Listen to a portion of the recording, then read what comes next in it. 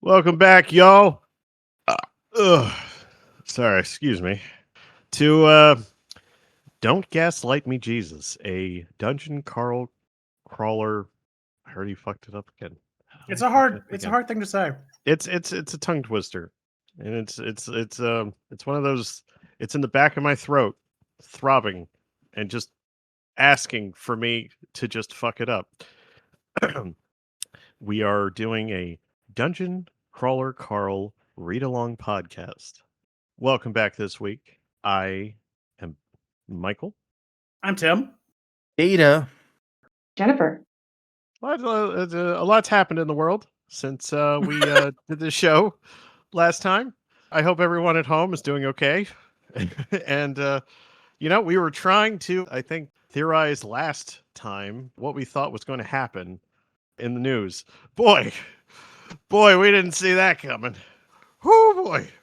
Oh yeah, Anyway. last time we spoke, there wasn't a war going on. We're at war again. War were declared. That episode won't even come out for 2 days, so... Hilarious. But the point is that war were declared, and today I am a man. Whee! Cue the fucking music, I guess.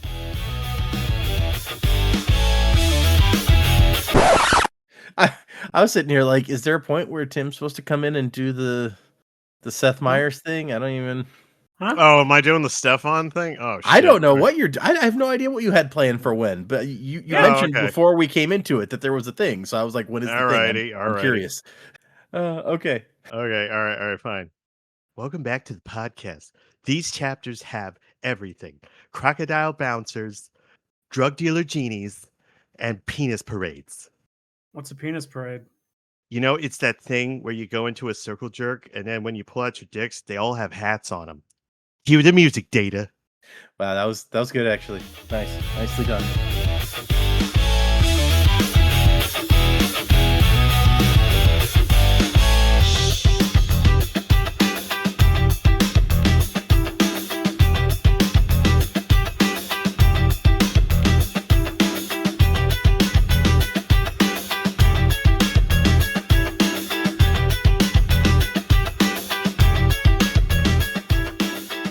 Had a penis parade, Tim?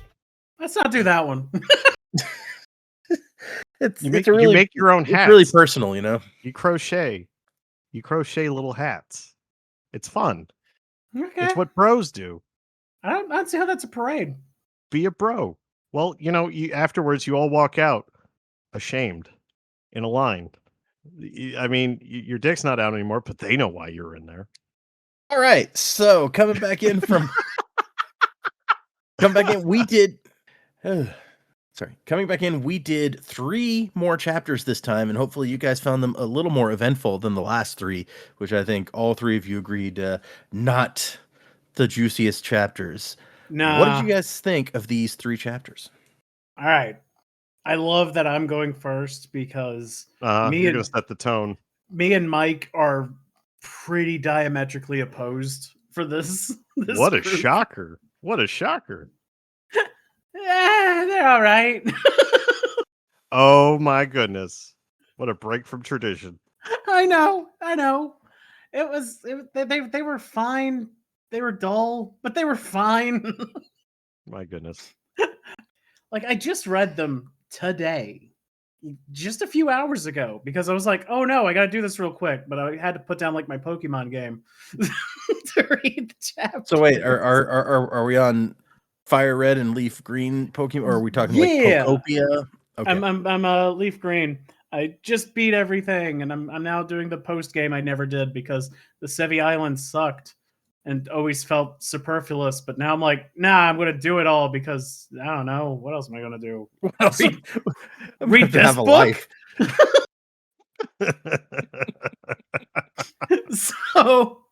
So I read it literally today, just a few hours ago, and I'ma tell you, I've already forgotten the vast majority of what is in this. My goodness. I remember they went to the Desperado Club, and I now know that the Desperado Club will be on every level, so it's probably a location we're going to go to multiple times. Yeah. I saw that they finally did some some selling and buying stuff. So I think everyone's going to be happy that happened. Yeah, that was I was like, hey, they actually did some of the wheeling and dealing that you guys were asking for last time. Exactly.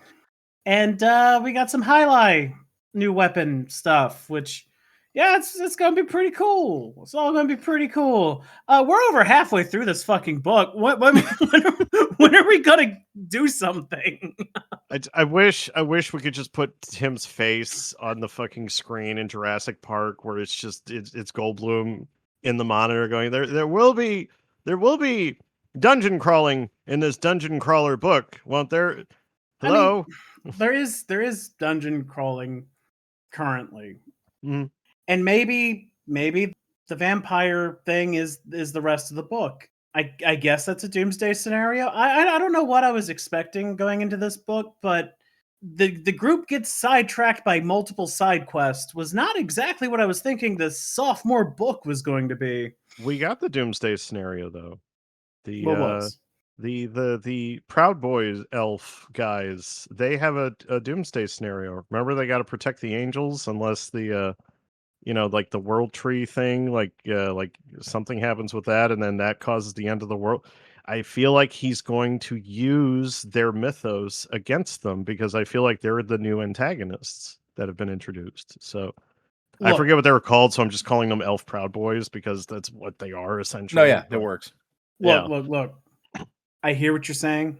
I fundamentally want to believe, but I also just don't think it's going to happen. I think this is going to be the next like 4 chapters, and then we're just going to move on to the next side quest.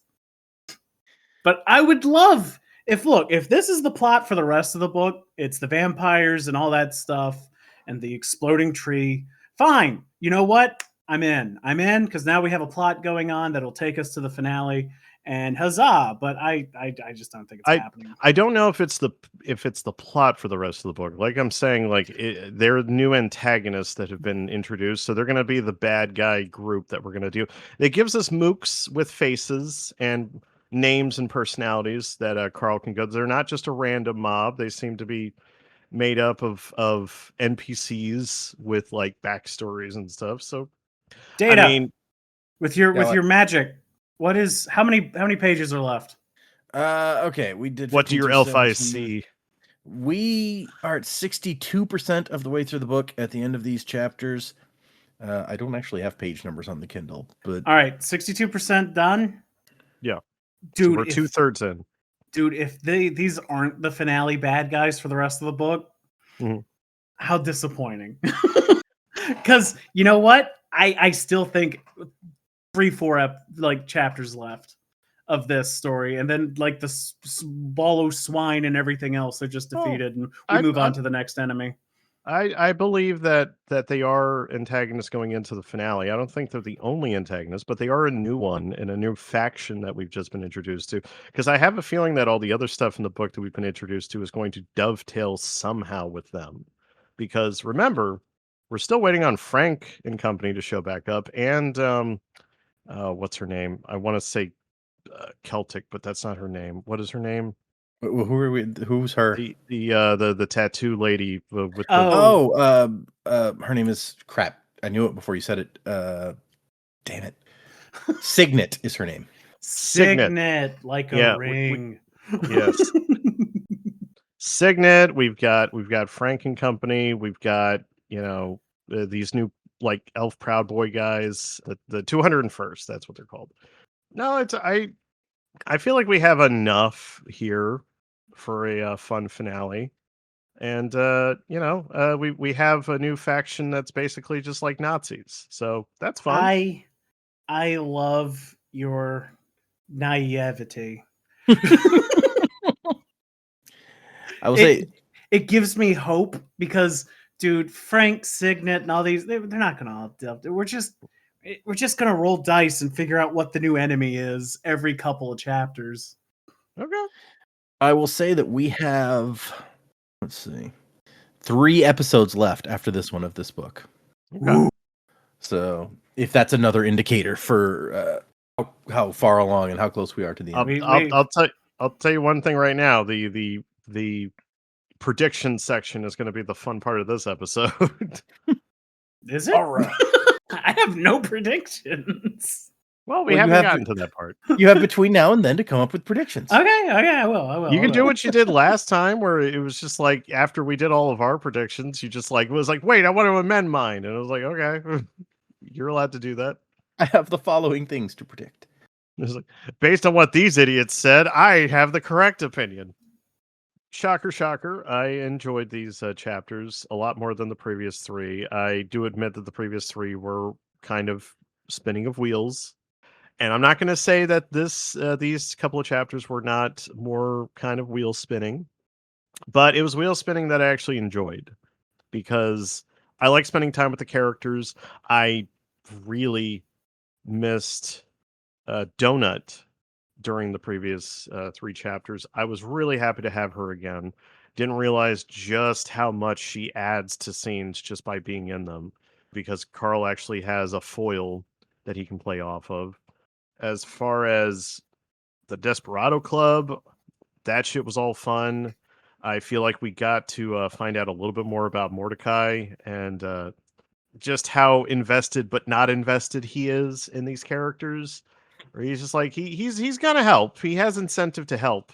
Doesn't mean he gotta like it, and doesn't mean that he's particularly emotionally invested in them. But you know he is legitimately going to try to get them to survive through this. So that makes their dynamic pretty fun.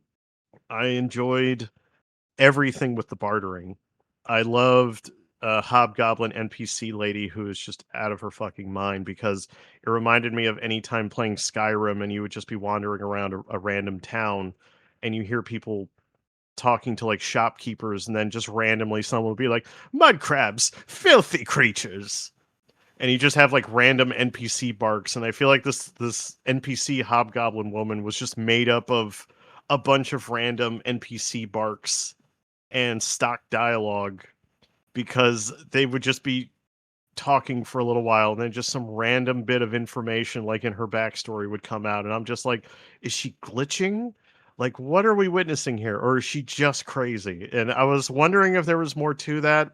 Probably is not more to that, but it was just fun scene to be like, oh, sometimes these NPCs can just be weird and glitch out on you. So that was fun. And then everything at the end, dealing with I mean the smash cut that we get of going into the alley and dealing with that elf guy who's just like, I'm going to do my whole spiel because I am programmed to be the main antagonist of the kills him instantly. I was hoping for something like that earlier in the book. That shit made me fucking laugh so much because there's nothing funnier than a character doing this whole spiel. They have this whole backstory, everything written out. It's like a joke made for dungeon masters because it's like, oh, you guys are really gonna like this guy. This is something that's happened to me in one of my D&D games that I was a player in, where they worked so hard to make these boss characters and we killed one in the first turn and they were like shuffling of papers and a lot of swearing later. All right, killing that guy made this guy stronger for no reason because I don't know. So it felt like it was a really good fuck you to the AI of the system because whatever that guy was on about don't fucking matter. And and my first thought of what the line should be after that was exactly what they said. It was like, who the fuck was that guy? So it is a great moment because I'm sitting here like, well, you could have asked him if you hadn't killed him. Maybe I'm in the DM headspace also. I think so because I feel like that is every player's like, I don't have time for this shit. Can I just click through the dialogue and just punch this guy and kick him in the nuts? And that's exactly what fucking happened there. It made me happy. I will admit that was a great moment, and it was my favorite moment in the entire book, maybe. Wow, bold. It was funny. It was. It was pretty I dang read funny. it. I laughed that much. I even told Mike after I read it, I was like, all right, that was a good bit. And I was like, you haven't gotten there yet, but it is a good bit. I enjoyed that. I like these new antagonists. I like that they're these religious zealots that are just Proud Boy coded, so you don't have to feel bad when Carl just crushes their nuts and Donut blows their heads off. So it was fun. I liked it. It was I think this is a new good bad guy faction, so I'm looking forward to I don't know that I it. had thought Proud Boy coded until you said it, and as soon as you said it, I was like, no, yeah, I see that. Yep. As soon as he brought the thing to Mordecai and he was like, it's a fake shirt, like it was made as a costume. And they're like, oh yeah, these guys they fashion themselves into a military unit, but there's nothing official about them, and they're all really conservative fucking cultists who believe in conspiracy theories. And I was just like, oh, this is the straight up Proud Boys, because that's exactly their whole shtick. I was like, this is hilarious. Related, I thought about Italy's black shirts when when Mussolini came into power in Italy. Yeah, but That's what they reminded me of, right down to like their stupid volunteer army crap. yeah, but we had already had mention of ICE in the previous book, and I guess we needed another conservative group for Matt to just fucking just dig the knife into, which I love how angry that was, where this guy thought he was the most important character in the whole game, and he didn't even get a quarter into his little speech, and they just fucking crushed his nuts and blew his head off. And I'm like, yes, correct, when dealing with Proud Boys. Well, it was funny because I was actually going in the Zelda mindset, and what are the stupid guys? You know, the stupid guys, right? With the bananas? Banana guys. Oh yeah, the Totally Yiga what I clan. thought of. Yeah, The Yiga Yeah. clan. Yiga clan. Oh Like, yeah, because it's this guy. there's scenes like that in yeah. I Like, she said banana guys, and I went right to Adventure Time and the banana guards. I was like, the banana guards. They're banana I guys. will Dude. have my liege. Oh man. Okay. No, I like this Yiga clan comparison also. That's great. The only thing I know about the banana guys in Adventure Time is that it is DiMaggio's most regretted voice he ever did, Oh no. because he's like, if you make a small voice for a role in anything that you are doing a voice in, make sure it is a voice that is within your register that you can do well without hurting yourself, because the banana guards all live like down here in his throat, and he's like, Um, I can do that pretty well. And the banana guards don't show up every episode, but then because they're in they're all the same, because they're all clones, because that's the joke, because all bananas are clones in real life. Oh yeah, yeah. okay. They're all clones in the show, so they all sound the same. So they're all DiMaggio. There was a Adventure Time game where the banana guards were like the same NPC, but that NPC is like all over the place because there's so many banana guards. So he voiced every single one. So he's like, I spent hours having to do that voice, and he ended up hating that fucking voice You after would, having yeah. to do it. Random bit of trivia, sorry. I love this. I've never watched much Adventure Time at all, so now I'm having to go out and look. I'm gonna find a video of the banana guards. Ah. I love them. They're so dumb. Okay, Jennifer, what did you think of these 3 chapters? It's kind of back and forth. I had quite a bit of fun with some of it. I think the what club thing was definitely fun. I liked hearing kind of about how they trick people into thinking there's a bunch of people there when there's really not. I was like, that makes more sense, because he's like, there's a whole people in here, but there was interesting. And also the blitz sticks, like, oh, so that you can be a drug addict in this world. Here we go. Yep. So that was fun. And Donut getting drunk was definitely fun. Like, we all knew that was coming. She's kind of a funny drunk. Apparently she's just mean. Which is fair.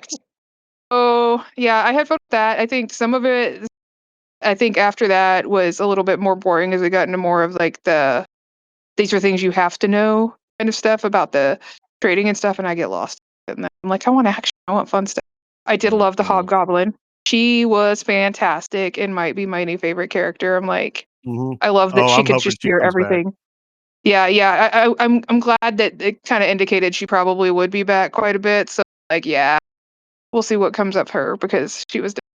I liked that we brought Gum Gum back because we knew Gum Gum was coming back. We knew we were going to end up doing this quest, even though we kind of indicated we weren't really that interested in this quest. I think we all knew we were going to do this.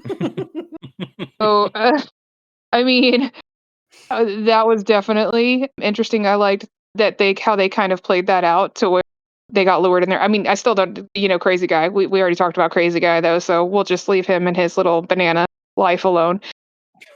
But I thought that was a lot of fun and definitely interesting. Curious to see more banana guys popping up. I'm just imagining now all the Yiga clan. Yeah, he's it's like obsessed with bananas in the background. I'm telling you, he's the Yiga clan in my brain. So forevermore, he's going to be dropping bananas everywhere he goes. Mr. Stupid Bananas. shit like you can't beat me. We all know you can beat him in like one whack and he's dead. But I thought it was funny how they made fun of Carl for like kicking him in the nuts. It's like, they didn't like that much. So you might not do that again. It's hilarious. Unofficial title of this episode is Whack Off the Banana Guys. There we go. We finally figured out kind of what his special power thing was. I like how that was kind of roped in both of them because I think Donut, she started like going off about hers a little bit too. It's like all of a sudden they have this knowledge of this thing they never knew anything about before. Oh yeah, the patches, yeah. Yeah, hers was like the patches, and she talked a little bit about the patches, and then all of a sudden is like, oh, the sport thing. I am now a crab man, and I can play this sport. That was fun. I think that'll be way more interesting than Slingshot because I was with everybody else. That Slingshot was kind of dumb. Seems way cooler, and I can't wait to see what kind of bombs he can throw with his crab claws. He may also be being the crab from Tiny and Mo in my head now when he's doing that. If only he sang songs too, but Hey Tim, just it's kidding. the name of your favorite beer, Jolly. I love that you see it as a crab claw. I don't think that was in my head at all. That is how I picture it in my head. It actually looks like. I didn't Google it. I was reading it. That's what popped into my head. So now that's how I see it. It's a bit of a crab claw. Like that's not like far off from because like if you Google it, like you'll see exactly what it is. But I'm like, I'll put a picture in the chat here. It is kind of a crab claw sport because one of your hands is kind of a crab claw. I do like that it retracts. That makes me, go Wolverine with it. It was cool. So they didn't constantly having to like put it on. I thought that was really interesting. And then he can fold it down and then make a fist and still use his gauntlet. Oh. That made me super fucking happy. And I was like, oh man, we're getting so much utility out of this. We usually crab claw, fully crab claw. Yeah, it's kind of crab clawy. Yeah, just a little bit. Yeah, sure. It was funny after so long with the slingshot, and it was always like, hey, it's not really good. No one gives a shit, Carl. Yeah, stop using we all the hate slingshot, you for the slingshot. I love now that it's like, okay, fine. The fans had to all in unison vote for a way to get rid of the slingshot because fuck the slingshot. I did like though that Donuts was a picture of B that was obviously meant to like piss him off. Yep. And it totally didn't work, which I thought that was kind of cool because obviously it was really meant to, and have completely backfired for everybody except him because he's like, oh, well, this actually really doesn't bother me, so that's positive. And Donut's happy, so yeah, and Donut's happy though. I mean, you have to wonder for how long because really, B cannot be that good of a person, and when she does show up, it's not going to end well. But I guess we don't know that yet because he is going to have to show up at some point. They keep implying that she's not that great of a person, and I wonder if that is going to be a really sad moment for Donut when she realizes that she's not that great of a person. Or is it like a plot twist and maybe she was, and this was all like some misunderstanding and she was never like with that boyfriend, ex-boyfriend or whatever? I don't know. Definitely playing that up in some way.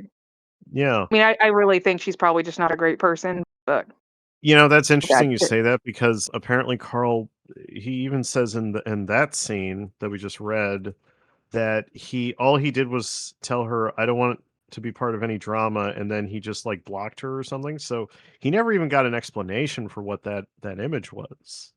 Yeah, so, and that's kind of what made me think maybe maybe there's something else going on there and he just doesn't know it. Perhaps. I mean, if she was on a boat at the time, it is implied that boats you were probably safe because you're outside and there's nothing above you. So she could still be out there. She is. Yep. We're getting there. Yeah, definitely. I think Definitely her and the dad, I think, have to show up at some point in time. I still think Dad's gonna be a boss. Yeah, that could totally be it. I could see that. And I think that'd be He's pretty dead, cool. but they're gonna like reanimate him and Carl, get back in your room. No! I only love gambling and alcohol, not you. Like whatever. Oh no! My pathos! Ah! Kill him with a highlight glove. Hey, Dad, I did get into sports, but not any that you've ever heard of. That's probably true. Yeah. Yeah, right? That's His probably dad- actually factual. No, I was gonna say I am always a proponent of communication. Communication very, very important in all manner of things. I feel like it's gonna be hard for her to excuse a picture of her in the Bahamas sitting in her ex-boyfriend's lap taking a selfie and then posting it on Instagram. That seems like a tough one to get around, but who knows? Perhaps. I'm trying to think of the innocent reasons you might be sitting in your ex-boyfriend's lap and taking a selfie, and I don't know. If he's gay, maybe. I don't know. I mean, I agree. I don't think that's actually what's going to happen, but, I think, it could be like a really old picture and maybe she just reshared it. Maybe that's not the boat they were on. Okay. It's not the boat that you're looking for. We're gonna need Yes, a bigger this boat. is not the boat. Yeah, exactly. Watch out for those Okay. sharks. I'm excited for if and when we see B. You guys have been from the beginning like, oh, she's coming back. Oh yeah. We are going to see Yeah, her, yeah, and it's definitely. going to be crazy. So Yeah, her and Dad. What the fuck's the point of a story if these people don't come back? Right?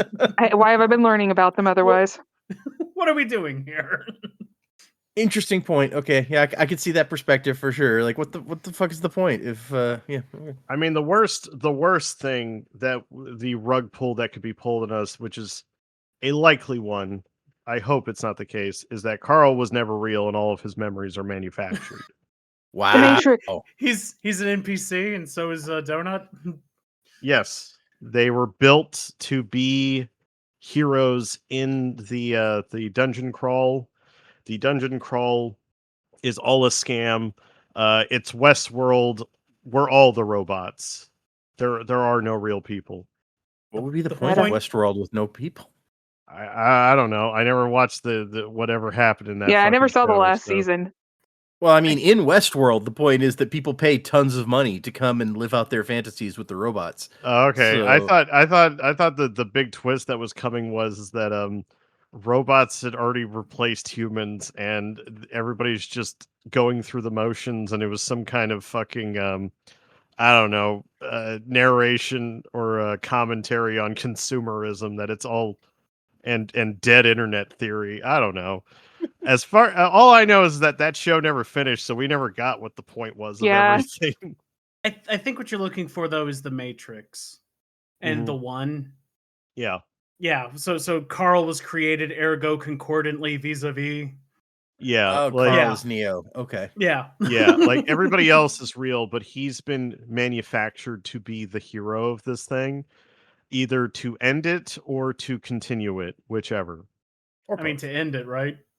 Right. Well, that was the thing. That was like the endless discussions online about Neo, because as the architect said, he was originally designed to disassemble and then remake the Matrix every Yep. time he showed up. And Neo is the one who came along and said, "No, I'm here to just end it," which he didn't. It just reassembled and made another version at the Yeah. end anyway. That's why we Look, got your Never theory, ending circle. your theory is Mhm. ridiculous and stupid. Thank and you. now I am 100% behind it. Carl you. is not real, and he is created by the dungeon to be a bullshit whatever. Because the idea that a millennial would write a fucking book online piece by piece and then eventually make it into a long series, of course it went Matrix. He's a millennial. everything's Fair. Matrix eventually, just like crabs in evolution. Everything becomes a eventually crab. becomes vis-a-vis concordant. Everything becomes a crab in the end, or a highlight scoop. What do they call that thing? I feel like it. Hold on. A Zistera, Xistera, is this Good enough. Just say scoop.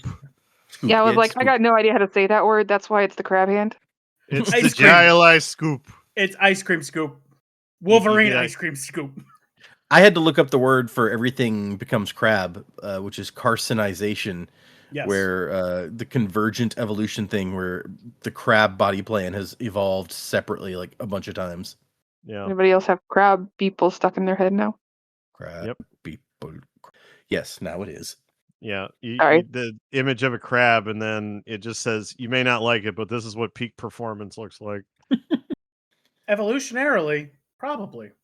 How human beings are acting right now. We're all crabs in a bucket anyway. Right now. There's a Brandon Sanderson series where the major ecological creatures on one planet are crabs of various kinds. So Let's go to Crab check that Planet. out, people. Sounds delicious. Actually, Crab Planet is kind of horrifying, but I potentially haven't read also about delicious. Crab Planet. Don't ruse it. Don't ruse it. Sorry, I was trying to say don't ruin it for me, but apparently words are hard. Don't ruse it, Data. Don't ruse it. Back off, guys. I'm gonna ruse it. Okay, let's get into these chapters. I'm about to attempt rusing it. So we start out our section finally entering the Desperado Club. As the comparison I was making last time was the Simpsons thing, where it's like we finally get to the fireworks factory, and I like the note that the architecture is just so completely different from the rest of town. It's like this 1920s New York sort of Empire State Building kind of thing. It's like they Whereas- picked up a piece of architecture and just dropped it in the middle of town. Yeah, and it's much bigger than anything else in town also. Well, you got to know it's there. Yeah. It's a And very Mordecai important says thing. there's two main clubs in the Overcity, the Desperado Club and Club Vanquisher. And you usually only get access to one or the other. This one's easier. Club Vanquisher is more like a country club where old clerics sit in leather chairs and smoke pipes and tell racist jokes. And Donna's We're like, oh, burning this that down. Sounds awesome. better. I'm just kidding. That We sounds awful. we're definitely in the worst one. I'm talking about this And- place is great. It's got blackjack and hookers. This It's is got a better drug one. dealer that will come to your table like in an official capacity. Just don't go AFK if you're banging in at the NPCs, because they'll disappear on you if someone else comes into the bar. Apparently, You know, I had that same thought where I was like, so if you're inside an NPC and that one just Oh, yeah. disappears. I Does feel your- like they must get like exempted from this while you're interacting with them. does your dick disappear too? See, these Oh, thoughts did not God. occur to me until now. That were just- all I was thinking of. Now it's in my head. And You're This is giving a- new meaning to post nut clarity. Yes. oh, just no. No. You're welcome. Why do they always disappear on me? Getting It's always ghosted bigger for on the real. inside. Getting ghosted for real. That's great.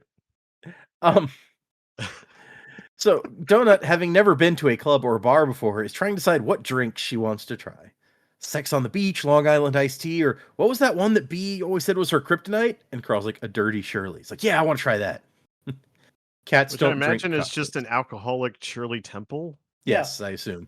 Okay. Yeah, it sounded that way for sure. Sounds disgusting. Which I'd It's never just- actually heard of before, but I guess that's a thing.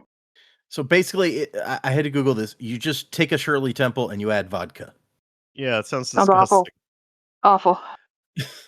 I think you could get it to work, but you should use rum, and it should just then be a dark and stormy, but with like pomegranate. I think what they're Vodka actually ruins doing is that everything. they're just further making the point that B is an awful human being. I thought they were Even her just drinks are furthering the bad. point she was basic. It's a That basic too. bitch. Ugh. Carl's comment is cats don't drink cocktails, and Donut says cats don't shoot lasers from their eyes either. But here we are, Carl. Mama needs a night Or off. talk. Or do lots of things. I'm just saying. She's so sassy. Silly I love it. comment. I'm loving Donut. I was so happy to have her back just for this conversation alone. And we meet the guard at the door, who is a crocodilian, a crocodile, the same guy they saw, or the same kind of person as the guy they saw on the recap with the shotgun. Person like a human body with a crocodile head. And we get the description that they are thick-skinned and semi-aquatic, and tend not to be the sharpest tools in the shed. I mean, we've seen stupider people. I'm just saying. Oh yeah, She didn't seem that stupid to me. yeah. She says the club's kind of dead. Also, you cannot let your pet out because there is a place that pets are allowed to go, but it got torn up, and so it's not open right now. And when they get in, there's like 200 people in the club. And what, this is dead? But Mordecai, using like a magic bubble thing that you can draw around your head so that it filters out the music, explains that like, oh, these are all like fake people. These are not even like regular NPCs. These are like super basic NPCs. Who else wished that the bubble things existed in real life? Oh, Oh, I absolutely. totally had that same thought. I was like, I could use this in Walmart. Oh fuck! I could use this. I've been known to walk around in Walmart with just my headphones in, not actually playing anything, because I can't stand the noise. Oh, just for the sound dampening. Yeah. Going to any theme park. I used to have earplugs because of that. It makes it feel like people are no longer stepping on you. Yeah. That must be nice. Except for the part where you have to be at a theme park every day of your life. Ruin the magic. So we also find out this main room of the Desperado Club, he says, is on a different plane. So anytime from any door that you go into the Desperado Club, it will be this same room. So you can interact with people from who are anywhere else. If they have access to this club, you'll all go into the same club. Most of the NPCs are bots. If it's young, buff, or beautiful, half-naked creature, it's probably a bot. It's like every chat room ever in like the early 2000s. You can dance with them. You can even bang them if you have the gold, but they can't hold more than a rudimentary conversation. I like that they still cost a lot, though. Yeah. They know their worth. Nobody asked how much, but I do have to admit that I was curious. It just costs Well, it kind of bandwidth. sounded, That's it what kind they of cost. implied that it was a decent amount of money, so I was kind of Yeah. like you could get a blow up doll. Can you in the dungeon though? Probably. I mean, it seems like you can get almost anything, so somewhere probably has one. There's Jennifer's prediction: a sex doll will show up at some point. All right. I mean, it would be funny. I mean, Mordecai, didn't he imply that he got like a sex toy out of his fan box? So. Oh, that's true. Yep. Yeah. Are they when he was talking to Zev, she said that Carl almost got something like that too. Something Right? inappropriate, she said. That was my Yeah. biggest disappointment. We didn't get to find out what that was. That was Oh, inappropriate. it's like, why can't you tell us? I want to know. Well, like everything else in the book, it'll probably become very important later. Who knows? That dildo would have saved your life 3 chapters in. You know, if you had just gotten the dildo, Carl, Donut would be alive. You Oh. happy with yourself? I know. I just made it sad. So everyone at home, add a blow up doll / sex toy dildo to your bingo card. If we're gonna be calling sex toys, are NPCs like, do they have a soul? I mean, that's a weird question at this point. You know, how does anything work in this universe now? So there's prostitutes. Are there already sex toys? Interesting. I mean, it's not a job. They're not working girls. They're not real. And the money probably doesn't go to them because they would have no use for it because they only exist here in this dungeon. That's a fair point to make. I wonder if there's a chest somewhere in the ground, just like in Skyrim, and anytime you pay an NPC something, the money goes to that. It's kind of like going to Westworld. Like what back to that discussion. Like, are those people? Do they have souls? Are they just toys to be played with? Are they people? That was kind of the basis of that show. Was, are they people? Yeah. Yeah. Okay. I think we're asking kind of the same things here, albeit a little cruder. But well, I'm pretty sure Westworld had whores. That's true. To quote Bill the Butcher about the point that you're making right now, a tad indelicate but fair. Correct. The text even calls out that this club has a very like Blade Runner vibe, and Blade Runner once again, you're the same sort of theme. Replicants, yeah. Donut orders a dirty Shirley and is like, you have to put it in a bowl. And I feel like she probably didn't need to say that. I think it was fairly obvious. Hey, maybe that's me. She likes ordering people around. She's another person that knows her worth. Assume the NPC is dumb and it's dumb AI. You need to be very specific. And then Mordecai says, is Quint on duty? And it's like, yeah, okay. Quint is the pharmacist. Send him by the table. And the topic of blitz sticks comes up, and it is they're hallucinogens and highly addictive, magically addictive. You don't want I cannot wait for those to come into play. They're I am magically so down. delicious. That's the thought I had too. So Everybody at home, or I want fan art of a Lucky Charms with Blitz sticks. I Please. swear that, like, if someone told me this is a thing that is magically addictive, I wouldn't even touch that shit. Like, I'm not. No, it sounds I like a don't know bad how. idea. It means you're going to have to go to magic rehab. Nobody wants that. And you're just gonna run into like a circle of people who's like, there's like a strung out wizard who was just like, I just couldn't stop casting fireball. It was just fireball, fireball, fireball always. I have other spells. It's all I wanted to cast. I held my newborn daughter in my hand. Even in enclosed rooms, I'm just throwing fireballs around. There's fireballs. Why did I do that? We also get the important note that this is not a safe room. They have security here. Security's pretty good, but there are no rules to keep you safe in here. You will all die. No, like hard-coded rules. This is not a safe room. You can get pregnant.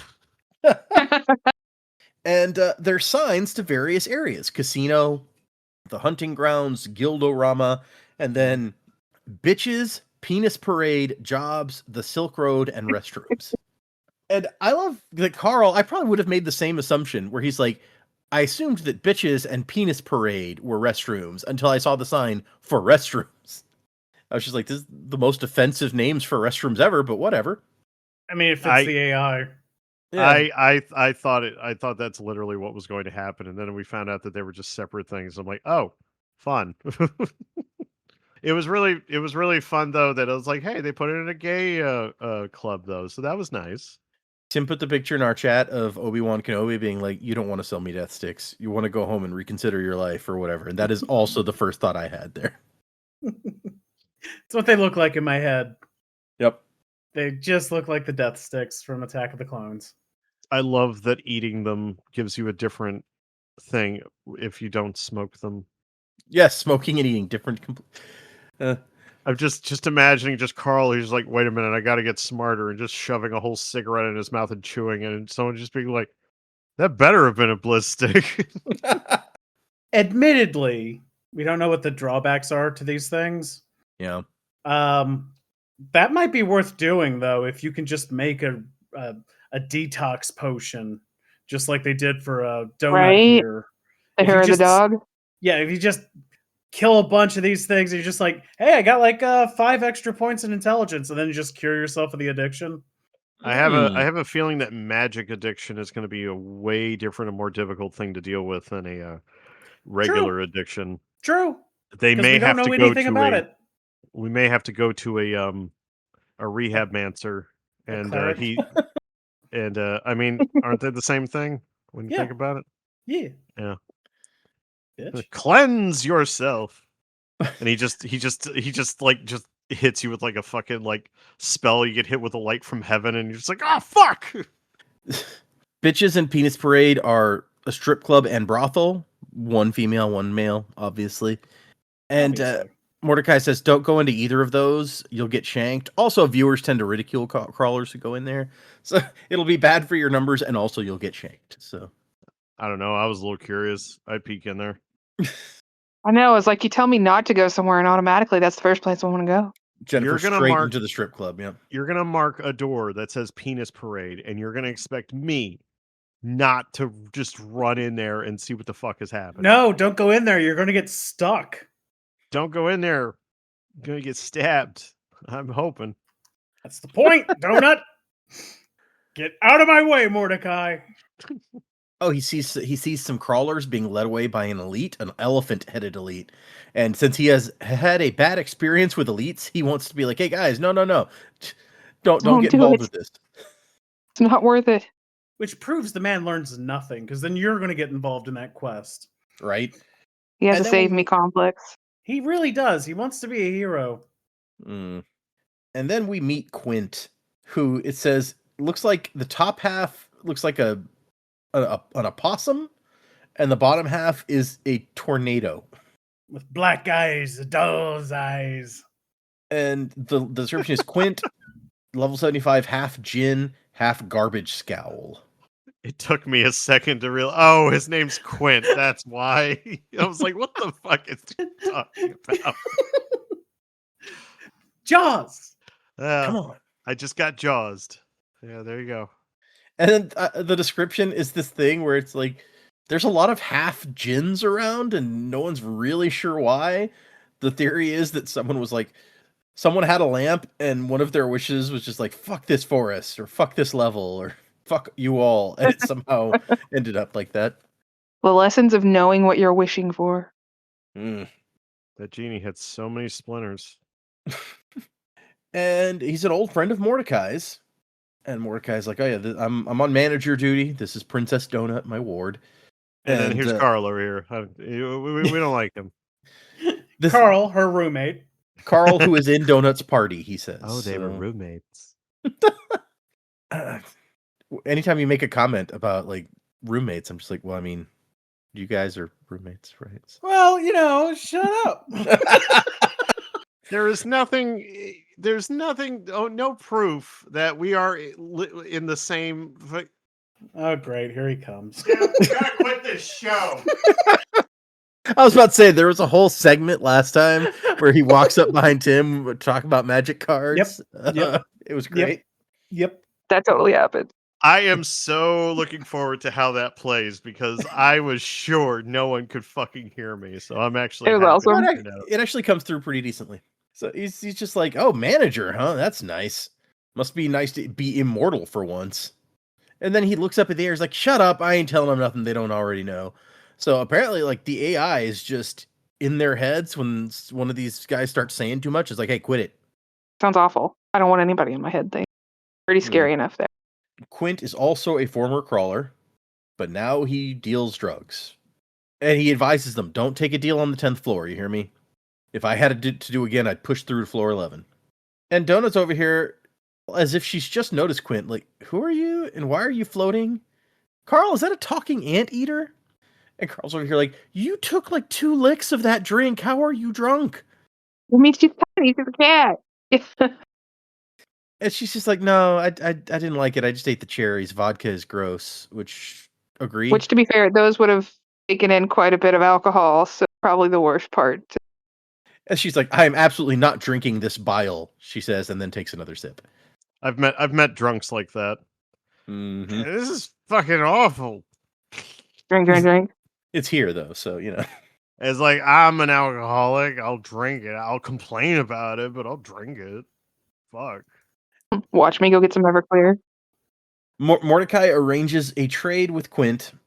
He's going to get a starter kit, an alchemy starter kit, in exchange for some of these bottles of Rev Up moonshine, which we find out later in the chapters that one of the bottles that he's turned into the boom jug, she says will sell for like 7,500 gold, and they'd be worth more if it was just the moonshine. So you know that he trades this guy like 3 bottles. That is a lot of gold. Mm-hmm. Like they got a lot of stuff though, and it sounds like it might be really helpful. Mordecai seems to think it will be, yeah. And I also have 10,000 plates in my inventory. Does that cost anything? I'll give you $5 for the whole lot. Right, he Deal. picks up everything. I bet there's some random ass shit in there. It's like when fucking Genie just starts pulling shit out of a bag, and he's just like, what spells do I have in here? And he just throws fucking. There's a Sebastian the Crab in there somewhere. Yep. It all comes back to Crab. All the way in the crab people. Okay, so they negotiate. He ends up giving him 3 bottles of the stuff. Donut's like, also give me the potion that makes the world stop being wavy. Oh my word, Carl, I think I might vomit. You didn't warn me about this. The lessons everyone learns at some point. You've probably seen B drunk enough to vomit. You should know this by now. Yeah.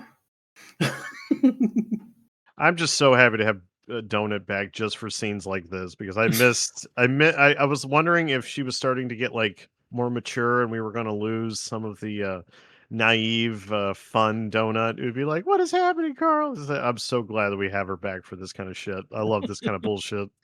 Donut and her dirty Shirley. Also, apparently earth tobacco is hard to come by. Nobody's got any. But here, have some of these, Quint says, and gives him some Blitz sticks. Quite interesting, because they find all this other earth stuff. What is it that's so special about earth tobacco? Not that, I mean, I think anybody should have seems so random that hard to. Right? I think it's just another way to fuck with Carl. The fact That that would it's make sense. something that would bring him some kind of comfort and familiarity, like some memory of the past, and of course, it's like the one thing that he can't fucking get access to. It's more pathos for him. It's like something that would be nice, but no, of course, now it's really, which means when he actually does find an actual pack of cigarettes, he's not going to want it anymore at that point. That's called Right. character growth. Well, he's had to stop cold turkey now. Yeah. That's not fun. Quinn also tells us about what happened in the pet room. Which I totally forgot about for this moment, but this was awesome. Yeah. The crawler, who we find out it was Lucia Marr, who we've heard of several times before, number one crawler that we keep seeing about. I love that we keep getting more, not lore, but we just keep getting like all of this secondhand stories about this woman that we may never meet in the entirety of the series, which is Right? hilarious. See, I keep just thinking it would be awesome to see her like in the later part of this book as kind of wrap up, and then I'm like, and I remember last book, and I'm like, probably not gonna happen. Like we're gonna forget about her for like another whole book or something, and then maybe she'll come back. The cynic in me is saying that she's just going to be a protagonist in another book series. This is just a way to go buy more Ovaltine. This may be the person that we've heard about the most, other than like our main characters at this Yeah. point. Yeah. Because she's been on like every recap show. She always gets to mention her and True. her dogs. Her dogs killed one of the two of the attendants and another pet that was in there, and then broke out onto the dance floor and started attacking people. So yeah, she's been banned from the club now. It'd be hilarious if like she shows up at the very end and she's like this Deus Ex Machina, and she like saves Carl out of nowhere, and he's like, "Wait, why?" And she's like, "Todos tiene uno," and she's like, "Everyone gets one," like Spider-Man from Family Guy universe, and then she just disappears. I would love it if she's actually like really well read and like intelligent and smart, and she just plays a psychopath on TV so that she can win the game. Yeah, she got to play into the personality there. Yeah. Yeah. Well, and it kind of seems like from this whole interaction that maybe this was almost slightly planned. I kind of read that maybe like that was kind of her thought the whole time because she goes and steals that alcohol, kind of leaves. She's banned, yeah, but she got what she wanted. Also, in case anyone's forgotten, she was a child when she chose her new race and class and whatever. It turned her into like an adult-looking woman. But this was a child who came into the dungeon with two dogs, and now has grabbed some bottles of tequila to take off. It'd be hilarious if her backstory was she was like an orphan, and these were the two dogs that she just kind of randomly came into the thing with. Raised by wolves. Yeah, she's just raised by wolves, and this is just her story. She's like a Princess Mononoke type character, and I'm just like, all right, yeah, like I love the character. I love how little we actually fucking know, so we could just project whatever backstory we want onto her. Meanwhile, Donut is over here like, those dogs sound awful. Bitch ass Rottweilers, almost as bad as Cocker Spaniels. Think they're so smart. It's just drunk Donut. Yeah. I love her intense hatred of dogs for we're not even really sure what reason. Fantastic. She's a cat. Like, what more reason does she need? And also, everyone has that friend that gets real racist when the alcohol comes out. They do? Tim, I got bad news for you. What? You're the relative. I was about to say, yeah, if you don't know that friend, then you are that friend. Fucking Irish. Sorry, any Irish listeners? You ever watch the show We Ghost? love your whiskey. Oh, don't worry, Tim. I'm crying on the inside. I have never seen Ghosts. Ghost is a fairly fun little sitcom, but there's one character who the ghost is from like the 1800s or something, and she is just like so anti-Irish. Is always talking about, always just super blatantly racist against the Irish. Is that the one where they tried to make an American version and it was just awful? No, I actually like the American version more than the British. I think it's really. And it's expanded into, they're doing like an Australian and a German version and stuff now. The concept has caught on. Jesus. Do they match the ghost to the area that they, or is it just 1-to-1 and they just happen to have like a person from like the 1800s Europe in the American one? They do match it to the area, but they also worked hard to when they were copying the British one, kind of try to hit one-on-one stuff. Like there was a scoutmaster or something in the British one because that's where Boy Scouts started, and then so they have to have one of those in the American one. So And it's like an then Eagle Scout guy in the American one, and go. and there was there's several. I think there's like a caveman in the British one, which they did not do that. They have like a Viking in the American one. I guess that would make sense. Yeah. But yeah, it's actually a lot of fun. I enjoy it. Okay. Is that still going? Random plug. Yeah, actually, I just started new episodes again this month after the mid-season break. I think it's one of the few like currently running shows that I'm still following. Most of my TV watching has fallen off. He gets the Blitz sticks and it says it's like candy, but for your mind. If you eat it, your intelligence temporarily raises by 5 points. If you smoke it, there's a 15% chance you will permanently get 1 intelligence point. There might be a side effect or 2 or 3, and that's all we get. And Mordecai is gonna object, but Carl just sticks them in his inventory. It's like, okay, that's fine. Maybe they'll come in handy. I mean, Yeah, you never know. the drugs they got off that llama came in handy in the first books. So I mean, you never know when you're going to run into a drug addict. Just saying. It'd be No. insane if Mongo somehow eats all of them. oh, Oh, that Goes would be funny. Goes insane, but gets really intelligent for like a second. A out of his mind Mongo talking to them, being like, "Mongo, just pawn in Game of Life," and then he just like sees demons and shit. That would be fucking funny. you'd have to go in if he's gonna see demons. You'd have to go into his perspective to see that. But I agree that this would be hilarious. He would be screaming, "I see demons! I see Oh, demons!" okay. Donut goes out onto the dance floor and jumps around, dancing to the music, and the NPCs are all clapping for her and stuff. It was fun. Donut dancing made my heart That so was happy. awesome. Yeah, I that was was so awesome. happy. She's having fun. I like that. I like when she has fun.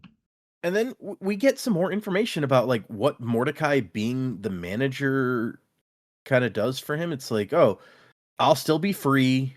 I'll get my stipend, all this stuff. And Carl's like, why are you so upset about it? And he's like, look, it's complicated. Okay. It has nothing to do with you. And also, he's kind of immortal. Basically, if he dies, he'll just kind of go backstage essentially, and his tour will be over. That's how it works at Disney. Fair. If you kill a mascot, they're never really dead. No. Just come back slightly shorter or slightly taller. And they don't ever fire managers, they just move them. That's Any- actually very true. Anybody who worked at Disney will really appreciate that joke. What joke? It was just truth. Yeah, Yeah. like, it's just a fact. Spitting facts. There's a discussion about like why managers are protected and guild masters aren't, and probably it just comes down to money, which surprise, surprise. Union versus non-union. It's another Disney joke. Never mind. No, it's not. It's And so In Texas, we don't do unions.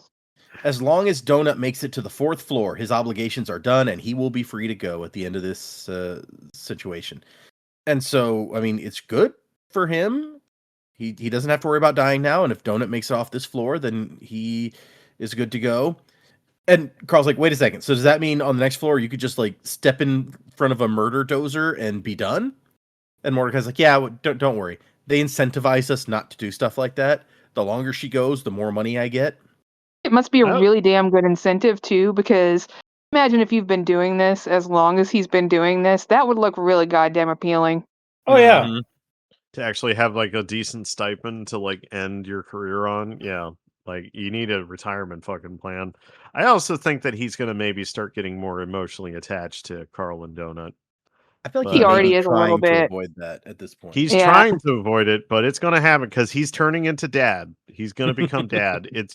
I just feel it just because of how Carl and Donut are, especially Carl with all of his paternal trauma and everything, that Mordecai is going to turn into like this kind of paternal character to him. And it's going to be sad when drunk Obi-Wan Kenobi dies. It's gonna be sad because he's gonna kill himself so he can get out of the game. Yep. Just He's like gonna find Dad. he's gonna find out that they manipulated him being a manager, and he's just gonna be like, all right, fuck it, I'm gone, and he's just That could gonna do it. yeah, because all of his opinions on his own people about how they're high and mighty above the land dwellers and all. Dude, these guys are no better than the people he doesn't like. He's just gonna fucking leave. We'll see. It'll definitely be when a reveal happens. It'll definitely be a character growth moment. So we'll see how he reacts to knowing. Maybe he kind of already figured that out. Who knows? He has not. I He's know. going to be I so know. I pissed. know. Tim's like, we would see. He'd be pissed. Writing 101 says that he doesn't know, and that's going to be a character moment where it's like, you lied to me, and I hate you now, and all that's, And he's just going to walk right in front of a crab. Yep. It all goes back to Crab in the end. It's all back to, and then while he's dying, he's like, I thought this wouldn't be I thought it would be faster, and I thought it wouldn't hurt as much. God damn it. Fuck, kill me faster. I should have picked a better way to go. Carl, step on my head. The AI will love it. But he also mentions that every level past the 9th is like an obscene amount of money that he gets. So he could walk away like a pretty wealthy guy if they can make it that far down. Yeah. So I'm But happy that we're probably going to keep Mordecai for a while. I love Morty. Yeah. He says we got to get out of here before the recap show starts, though, because if they show you guys, the boss will swarm you asking for autographs and dances and stuff. Gotta make you feel super important. So we go into the Silk Road, which is set up like a farmer's market, and there's not a whole lot of stalls here yet. And some of them are just like there's one selling something called spider shields that cost 200,000 gold. So some of it's out of their price range, even the stuff that is here. But there's one in the back, says hobgobs and boomsticks, and it is selling the kind of stuff Carl wants, explosives. And Mordecai's like, the proprietor is a little odd, but she's harmless. Make a good first impression, because you're going to want to buy a lot of stuff from her. Now give me some money while I go check out the alchemist stuff. And we meet Pustule the Hobgoblin, who hears that race that would have been a good idea for Carl to choose if they weren't so butt ugly. And she's just confirming that. My favorite new character. It says she's got a open sore on her cheek, bubbling ooze that stains her pink graphic t-shirt of a unicorn wearing sunglasses. I'm just imagining that they're the Garbage Pail Kid race. Yeah. All you kids at home, Google Garbage Pail Kids, because I'm dating myself now.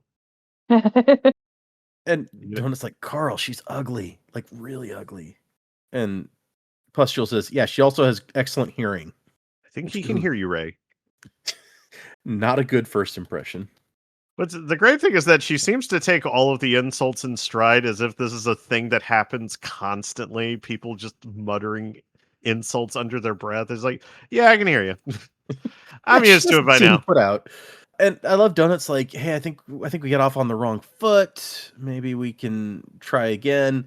And she's like, Pustule's like, yeah, we wouldn't want anyone getting off on any feet. And Donut looks at Carl and goes, oh, it might be a little late for that. But I'm just... And so Carl wants to know about some explosives. He's like, I need something like smaller than the dynamite I'm using, and maybe like ball shaped. Also some better smoke bombs. And there's a whole discussion about the chemistry in the smoke bombs and how the goblin ones suck. Here's some hobgoblin smoke curtains, which are much better.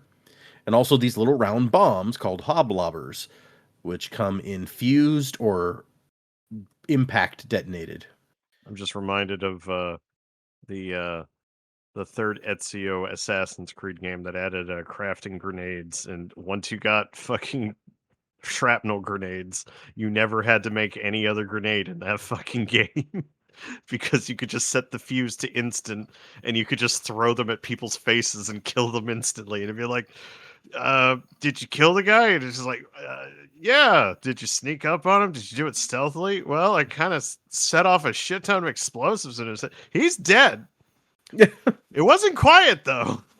But the important thing was that he's dead, right? So it's all good. Exactly. It was a stealth game that gave you fucking grenades that could just delete people. It's like you're playing Hitman and you just have to kill everyone in the level because you can. Oh my god. I did that shit too. I'm an idiot and a monster when I play the Hitman games. There's a great video of that Achievement Hunter did called Body Pile or something, where you can set up this situation where somebody gets electrocuted in this water, and then other people keep walking up to look, and then they keep getting electrocuted. I saw that. It was like, what the? Bzz. It's pretty What funny. the? Bzz? Yeah. And so Donut negotiates with this lady to get us. We want some smoke curtains. We want some of these hoblobbers. And also, just every once in a while, Pustule pops off like, I once watched my mother bite the head off of Vorpal Muskrat. And then it's like, oh, and she died. Like, just later in the conversation, like, you can't bite the head off of Vorpal Muskrat without doing a little dying in the process. It's like, all right, cool. Thanks for telling us. And then she's like, I'll have more stuff for you guys tomorrow. Beware of meteors, she calls as they walk away. And I'm like, I wonder what's going to happen with meteors. I bet she's like some kind of weird prophet. Yeah, could be. Be on the lookout for meteors now. The volcanoes of the sky. And as Carl is walking away, he's like, "Oh man, these hoblobbers are too big for me to put in my slingshot." And Toad's like, "Nobody likes your stupid slingshot, Carl." And Mordecai's like, "With how much strength you have, you could throw them farther than you can slingshot them." So, and they leave the club and head back for their inn that they're staying at. When all of a sudden, Mongo runs off down a dark alley, just as Donut is talking about how her and Zev are gonna write some new episodes of Gossip Girl.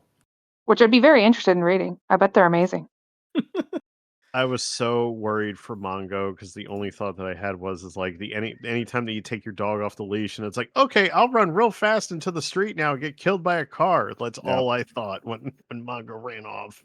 Well, we find out that apparently somebody's using a spell that attracts pets, or specifically like carnivorous pets. So Mongo is really being lured down this alleyway, and down the alley is a corpse. The fact that the spell is called meat hooks just makes me think of like the bacon strips commercial from when we were growing up for dogs. It was like, bacon strips, it's real bacon. Velociraptors don't know it's not real bacon. Awesome commercials. I love the old school commercials. So Right? corny and great. Yeah. Like 90s commercials are always so over the top. Anybody else just get drunk and watch YouTube compilations of 90s commercials and cry? I mean, you know, I've we've done both one of done those that. things. There are YouTube compilations of old school commercials. Yeah, they are some of those amazing. really fun. Yeah. Yeah, I had the Band-Aid song stuck in my head the other day. I had to go watch that one. I like the old commercials. I like watching like 90s TV theme song compilations. Those are fun. Kids at home, in 20 years, what you'll find is that when we are all standing in the cinders of what used to be the world, you'll sit around the campfire and you'll recite old TikToks to each other, and that's essentially what we're doing right now. It'll be like Demolition Man, and there's the radio just plays old TikToks or something. Remember Fruitopia? No, Grandpa. No. It was Nobody so does. okay. Okay, yeah, go back to sleep, Grandpa. So they head down this alley and they find Gum Gum the orc with her chest ripped open. She is dead. There are 3 things. The description is kind of disturbing, but we find out they are called Krassu, the undead shell of a woman who lived a life of sin. So these are like vampires. It says they're flying heads who are also vampires, and they bring their organs along because, well, no one knows why. Probably just because it's really gross. I love the note in the description. These things are terrifying. Who comes up with this shit? Funny. And did you guys ever? I don't know if you guys do this. Do you ever read the hanging balloons? no. Oh. What are we talking about? I don't even know what he's talking about. Oh. Neither do I. I was like, no, I don't think so. Tell me about this. No. I will. I'm gonna find The 6th chapter from Volume 4 of the Horror World of Junji Ito collection. Oh, you have told me about this before. I've just sent some in the thing. Oh my god. That's what they remind me of. The hanging balloons. Absolutely. Yes. It sounds exactly like. Yes, you're right. This is probably what it was part of his. Yeah, you have told me about this before. Yeah. I love. Oh, I hate those. I love horror manga because nobody does horror like the Japanese. Jesus fucking Christ, guys, get a fucking shrink. Well, no, like the Krassu are actually mythological, like it from Thailand and Laos and stuff. Nocturnal female spirit organs trailing along behind the disembodied head. It's all in there. And also throwing in that it also happens to be a vampire, which is funny. It's like you added all these other descriptors and like a magic card. It's like, also this counts as a vampire. Also, we found out it is a spirit class mob, it says, which means you can only hurt it with magic. This is a vampire, but it's also a ghost, and you can only do magical damage to it. This will be my character that I play as, and it's also a hot girl's head. Always And, the hot girl. I mean, yeah, obviously. My stats are also ridiculous because I am bringing this character over from another campaign that I was playing. So you have to grandfather me in with the rules of that campaign as well. Mike has a bone to pick with someone in particular. Now I'm playing every GM's or DM's worst fucking nightmare in a D&D game is all I'm doing. Okay, I was just like, this sounds really specific. You must have somebody. There were people who were sticklers about rules, but also how these are the rules that apply to me, and these are the rules that don't apply to me, and those are the people. I don't want the rules that I don't like. And those are the people that you got to watch out for when you do campaigns. And it's like, it's not about the rules, guys. It's about the storytelling. But, not everybody gets behind that. But there's also one more creature. Like those, the head things fly away when Carl and Donut show up. But there's one more thing down here. There is an elf who squeaks, "The final battle is here. I have trained my entire life for this moment, and I use dark magic to lure your familiar into my trap. Carl and Donut, blasphemers, prepare to taste the ultimate death." And he starts doing something. His hands are glowing, and he goes, "Now watch as I..." And that's when Carl kicks him in the nuts, and Donut shoots a magic missile that rips his head completely off. And I love the note. "I felt my foot shatter his testicles and fracture his pelvis." I'm glad you know what that feels like, Carl. Crushing grapes. And then especially when they pop. Mongo picks up the head and starts playing with it like it's like a squeaky toy, it says. I love how awful that man died. It made me happy. It was so funny. And the chapter ends with, "Who the hell was that?" Which, once again, I was like, you could have asked instead of murdering him. But, I mean, he was pretty clearly about to do something to you guys. So. The voice that I heard in my head when that guy started screaming, all I could hear was Charlie Day as that guy. Oh, I could see that. Just the wild screaming with reckless abandon and then just dying instantly. I could see Charlie Day doing that character.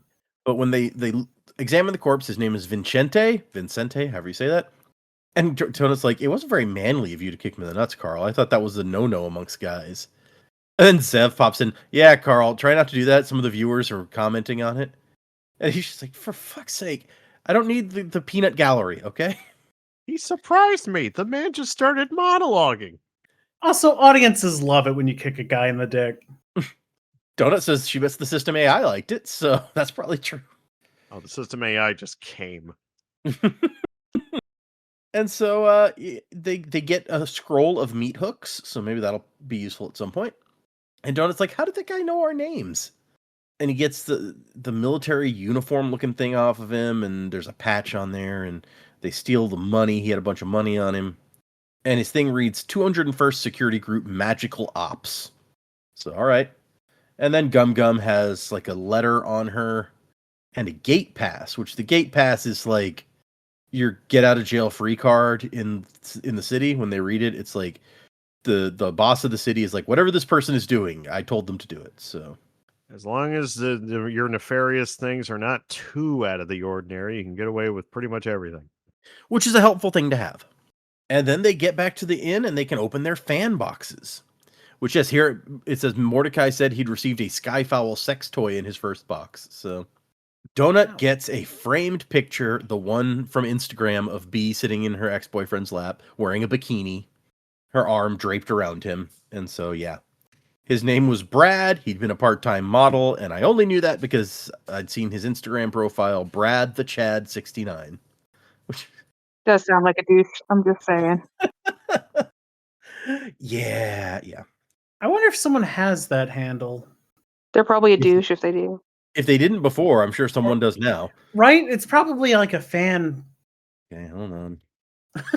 Right, I'm afraid to look Now we're because gonna it'd be full of spoilers.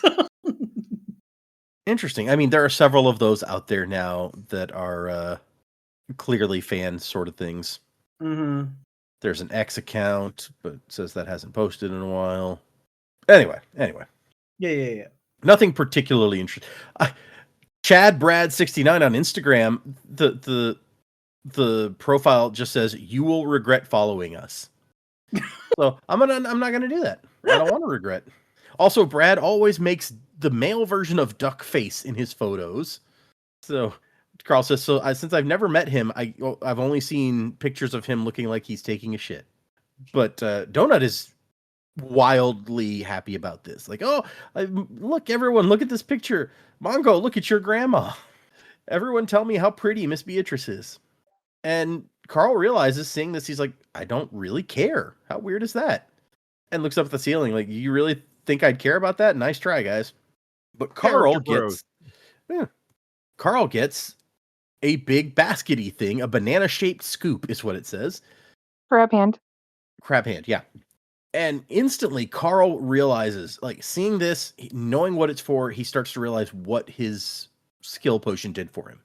And so he says to the barkeep, like, get some oranges. And you look over and the barkeep is stroking the image of Bee's breasts, which, all right, dude, getting a little weird with it. They And don't so have souls. he is able to launch things out of this scoop, this Zistera, extremely quick, fast. Like his aim's actually pretty good right off the bat here. Crab hand. Which the slingshot thing was improving his aiming skills, so that may have transferred. And he said he knew a senior chief in the Coast Guard who would use these to throw tennis balls really far, or to toss cherry bombs off the side of the cutter. Both equally fun things. Yeah. And so he could strap it around his hand, and then, like you guys said, it like magically retracts. So it's very cool. Yeah, it has like this like ring pulley thing that he can pull down, and it just like spins and goes down onto his arm. Like I can't. It's hard for me to imagine how that mechanism works in real life. Someone had to have made some sort of real version of this in real life so Oh that I can know yeah, I how that wonder. works. Yes, like a cosplayer or something. I could totally see doing that. Also, it like magically resizes itself to fit the orange when he puts it in there, which is also pretty cool. That was a cool little feature of that. I like that. And he's like, "You win, Zev. No more slingshot." And Zev's like, "Yay!" People are pretty excited about this. Oh, and then we get the whole. I'm not going to go into the backstory on the 201st Security Group. We'll hit some of the high points, but Mordecai's like, "Oh yeah, they're morons. That's what they are." So these guys like created their own volunteer army out of their worship of the Skyfowl. And Mordecai's like, "Look, there's lots of types of elves, and the city elves are like genetically identical to like the high elves that live in the forests and stuff. They're just so fucking stupid that the high elves want nothing to do with them." It's like you know, like people on your planet who believe there were aliens walking around and lizard folk had taken over the government. And Carl's like, "Well, yeah, but you guys were on our planet apparently." And Mordecai's like, "Well, yeah, but not the reptilians. Those guys run a shadow government, please. They can't even run a fantasy football league." They But eat flies. So different. It's such a different thing, don't you know? So these guys are like the conspiracy nuts of the dungeon world, and they think Skyfowl are angels, and it's like some weird translation thing about Apido, the Oak Mother, this goddess, and like if you translate these different scriptures or whatever, it makes it sound like the Skyfowl are her angels.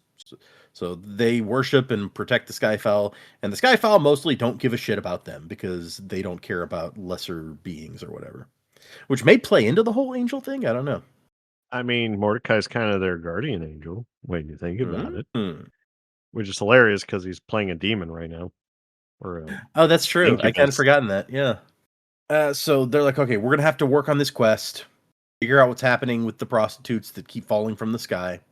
And there's the mysterious letter that they got off of Gum Gum, but they can't really tell what it is. Mordecai's like, it's necroscript. It's some sort of like undead magic spell, but I don't know what it. You'd have to learn the language. And they think this might be a lich that we're dealing with, which they're pretty nasty. In D&D terms, like liches are bad news generally. Real fun creatures, though. Love liches. Some of my favorite bad guys. Right? Fucking Sararak or whatever. He's one of my favorite dudes. That night, they go to bed, and they're looking at that whatever that weird letter is, trying to figure out if they can. It says he's trying to memorize the symbols, and they say goodnight. And Carl's like, we're going to find out who's responsible for all this, and we're going to make them pay, Donut. And then there's a thump. And the next day they go outside, and there's a dead prostitute, and scrawled on her back is the words, "No, you won't." So they get an instant response to this threat. Which is great Very in interesting, 'cause I text. have to wonder if they even remember that in the morning. 'Cause, Right? I mean, I wouldn't have remembered that conversation happening at that point, and I've been like, what does this message even mean? What could it mean? They send around wondering. I'd had that same thought. Like, yes, I would not remember. I would not know what that was a response to. Unless you, like, the thump was so loud that you noticed it, and you're like, I wonder what that thump was. We'll have to find out in the morning. Maybe it would stick out. I don't know. But all right, those were our chapters. Next time, we're just reading 2 chapters. Oh, wow. 18 and 19. They must How be long long. are they? What the hell? This will actually be probably the shortest section of the book that we read. A little bit shorter than what we read last time, not by much. But they're individually, I think these may be the 2 longest chapters we've had yet. So, Damn. or close to it. One of them is the longest. The other one is like third or fourth longest. Anyway, they're fairly lengthy individual chapters compared to some of the ones we've read, but it'll still be overall less text than we've read most weeks. It's just how it worked out math-wise. But predictions. Nah. Where are we going? What's going to happen? Mike thought that predictions is where things are going to heat up here. So what do you guys got? Jimmy. No, fuck, it's crazy. I don't fucking know. I got no fucking guess. I think this is going to get wrapped up real quick, and we're going to move on to the next thing. Okay. So just another like circus adventure where it's like, oh, this is going to be big and interesting. Oh no, okay, it's done. It's just it's over. Yeah, I don't think this is going to be too long of an adventure. Quick 10, 15-minute adventure, Morty. In and out. Come on, let's go. What she said? Can't say that. This is about prostitutes. If anything, it's more fitting. You still got to pay full price. Get to pay for the whole hour. Yeah. You got to pay. You got to pay full No price. shortcuts here. Yeah, you were the one that rushed things, and you didn't get your money's worth. That's on you. Well, no, then you just you have a nice chat. Take your time, kids. Okay. Predictions, Mike, I guess. I'm not even going to go into Mike giving kids advice on. Yeah, no, we're just going to right past. Look. Why do we care about the pleasure for the prostitute here?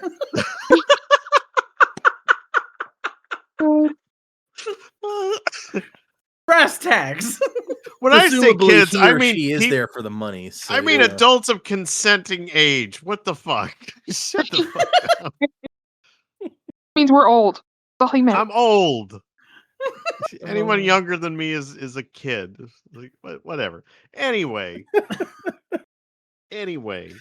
my predictions. You might kiss his prostitutes. It's like the beginning of Deadpool 3, where it's like, this isn't Pretty Woman. We are going to be kissing them. Jimmy, you have this whole time you have failed to realize I am the whore. Okay, I failed. I know you saw me as a human being, and that was your first mistake. How much for the hour? You can't afford me. I know. Anyway, the end of this book, I think that we are entering the end game because it is the last third of the book. I think we have met an antagonistic faction that is going to play into the finale. I don't think that they are ultimately going to be the finale big bad or boss, but I think they are going to be serving of it, because it seems like this lich is going to be the big bad for the ending, and it seems like these Proud Boy elves are just going to be an obstacle that Carl needs to get past. But I mean, we've introduced the idea that there's a lich, that there's a army of severed head uh, whore vampires, Balloonensteins. Balloonensteins. Yeah, Aqua Teen reference. I love it. Reverse vampires. They crave the sunlight. No, but I think that we're heating up, we're gearing up for the ending, and I think that this introducing this lich is going to be a big thing going into the finale. The Doomsday scenario, I think, is going to play into the the mythos that these assholes follow because they've got to protect the angels and all that. And I don't know, maybe they see these heads as angels too because they're also flying things. They're like, oh yeah, these are angels, right? These severed heads with what with wings that float. Sure, why not? Like um, and I feel like they're a good enough bad guy to give Carl someone to like punch and crush the balls of. So that's fun. They're definitely going to use the meat hook spell on the flying heads. That is a good guess. Oh, that's a good thought. Yeah. I like that. I like that prediction. That's good. You did have a prediction in you. Look at you. Yeah. Totally. Yeah. And I think that we're gonna dovetail a lot of the storylines that we've had going through this floor going forward. And because the one thing that we haven't really talked about when it comes to this quest is that it feels like this quest was designed to be a trap specifically for Carl to take him out. And I still totally believe that. This thing is designed to get Carl and Donut involved, and it has now. It's meat hook them, so to speak, into this storyline. This storyline that Mordecai warned them was a trap.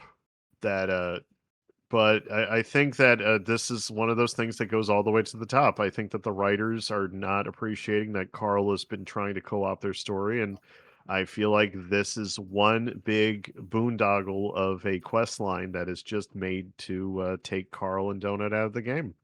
So, and I think that Ooh. they've roped in all of these other factions into this storyline because it was what was convenient at the time because there doesn't seem to be anything connecting all of them except for a vindictive writer who wants to take out a character who's not playing ball with their fucking storyline because it, they're just like enough of a D&D bent to this book compared to the first book where it does feel like a DM who is picking on a particular player character because they are being particularly difficult when it comes to their storyline, which is something that every DM can relate to.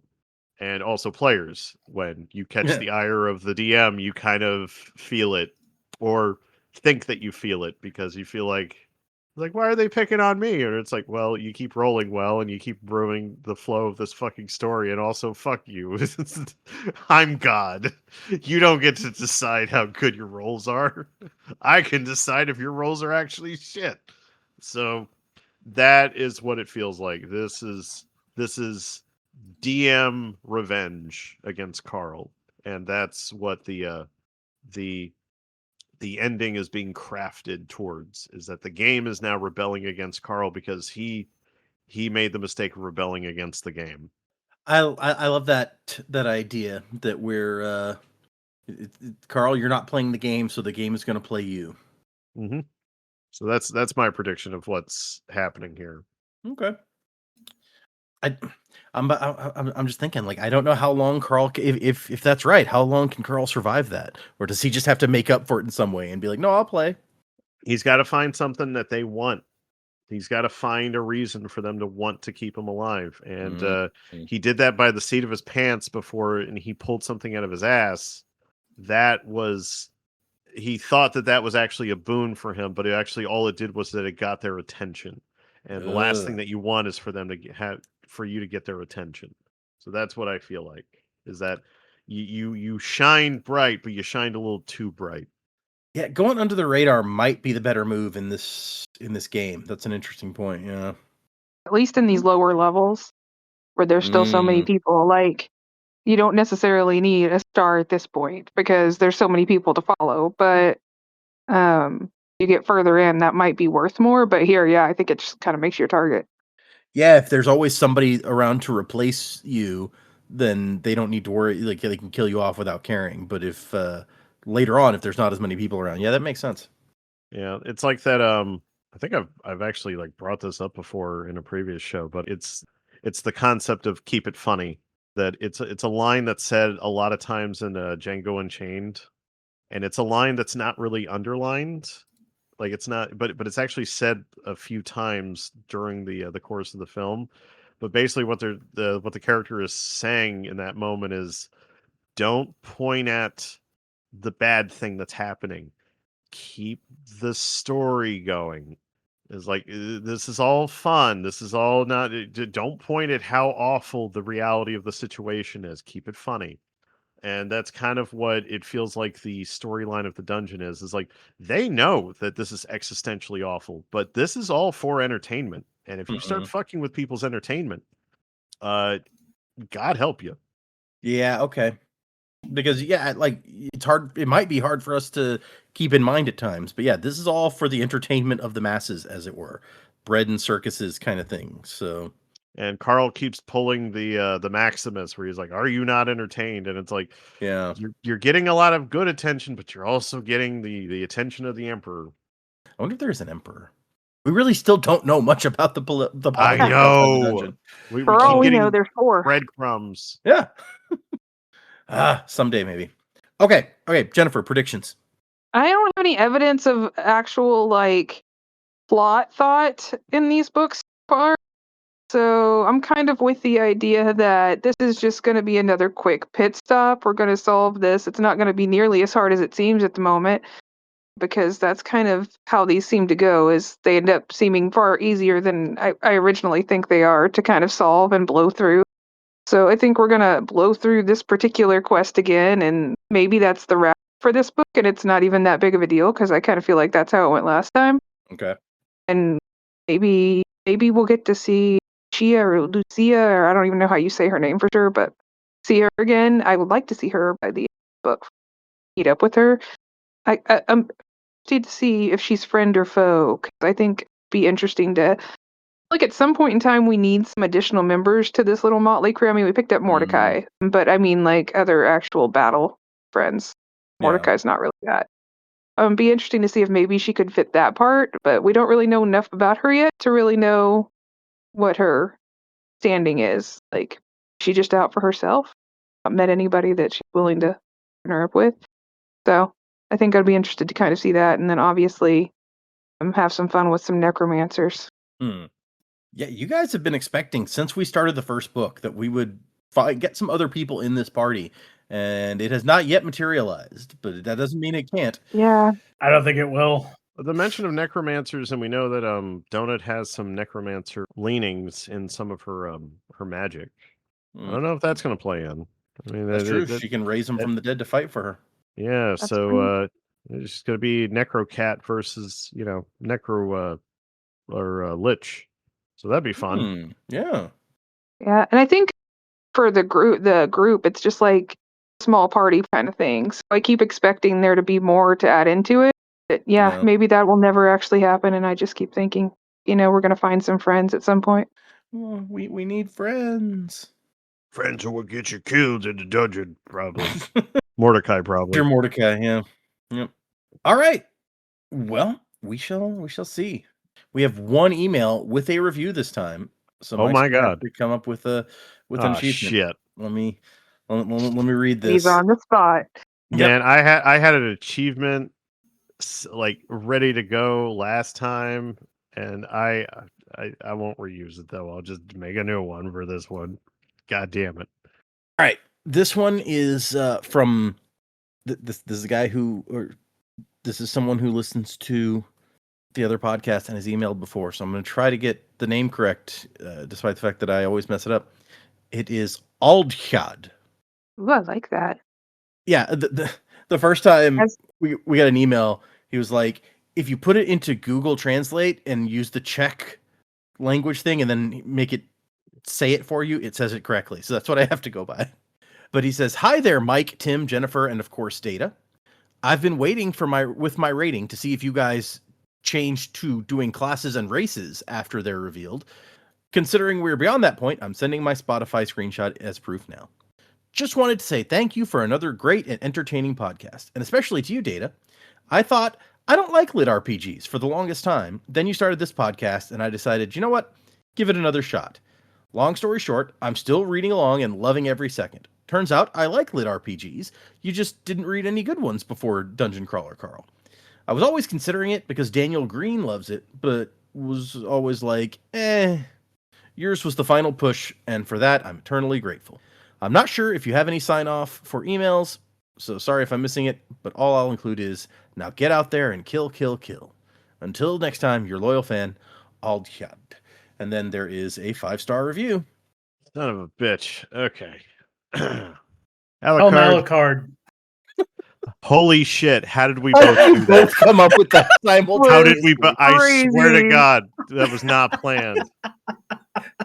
While I was reading that, Mike was running into the other room like, hey, when I start doing it, say Alucard, okay? Son of a bitch. Oh, tell that we live together. They were just roommates. Oh, they were roommates. All right, Alucard. Can I call you Alucard? I'm not gonna wait for you to answer. It'll take too long. You got your membership to the Desperado Club. You just got in. You had your eye on Vanquishers, but you come to the Desperado Club because you have one thing in mind and one thing only: Penis Parade. Now, you've heard tale of the Penis Parade. What is the Penis Parade? Well, kind of like the Matrix. You got to go in. You got to get all the way in there. And you got to see it for yourself. Because life, in a way, is a penis parade. I will not elaborate further. You are now the penis parade master. Go forth with this knowledge and curse the world with it. Achievement unlocked. Alchad, you are the Penis Parade Master. That may be the most achievement yet, is becoming the Penis Parade Master. He wanted to be the very best. Like no one But ever was? No, but at what cost? We haven't been in there yet, so I guess we don't really know what the cost might be. Tell us all Well- about it because we haven't seen it and we have no idea what's in there.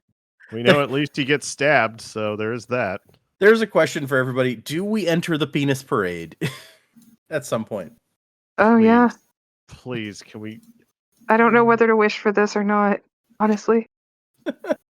I think of the two, it's the most likely one because it's funnier. Yeah, I see that.